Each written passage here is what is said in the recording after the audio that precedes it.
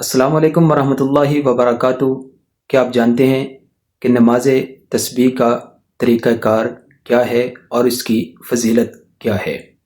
تو آئیے جانتے ہیں۔ نبی کریم صلی اللہ علیہ وسلم کا ارشاد ہے کہ جو شخص یہ نماز ایک بار پڑھتا ہے، اس کے اگلے پچھلے، ظاہری پوشیدہ، نئے پرانے، جان بوجھ کر یا غلطی سے جو گناہ ہوئے وہ اللہ تعالیٰ سارے کے سارے معاف فرما دیتا ہے۔ نماز تسبیح پڑھنے کا طریقہ کار کیا ہے؟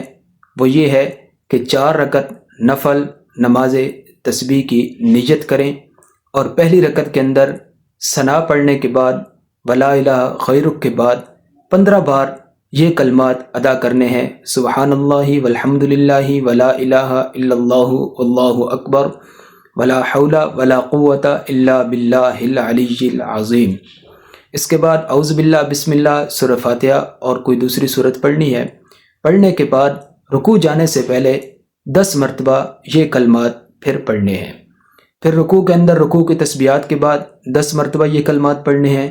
پھر رکوع سے اٹھ کر قومہ کی حالت میں 10 بار یہ کلمات ادا کرنے ہیں، اور پھر پہلے سجدے کے اندر سجدے کی تسبیحات کے بعد 10 بار یہ کلمات ادا کرنے ہیں۔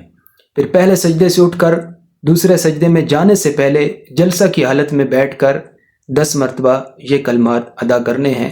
پھر دوسرے سجدے کے اندر جا کر سجدے کی تسبیحات کے بعد 10 بار پھر یہ کلمات ادا کرنے ہیں۔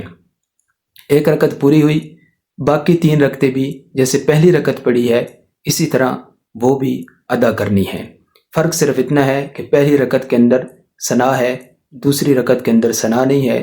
آپ دوسری رکعت کے لیے جیسے ہی کھڑے ہوں گے پہلے 15 مرتبہ یہ کلمات پڑھ لیں، اس کے بعد آگے ترتیب کے ساتھ پوری رکعت مکمل کر لیں۔ اگر آپ کو یہ ویڈیو پسند آئی ہے تو لائک کریں، شیئر کریں، تاکہ زیادہ سے زیادہ لوگوں کو نماز تسبیح پڑھنے کا طریقہ کار معلوم ہو سکے، اور اس چینل کو سبسکرائب کر لیں تاکہ اس طرح کی مستند اور معلوماتی ویڈیو بر وقت آپ تک پہنچتی رہیں۔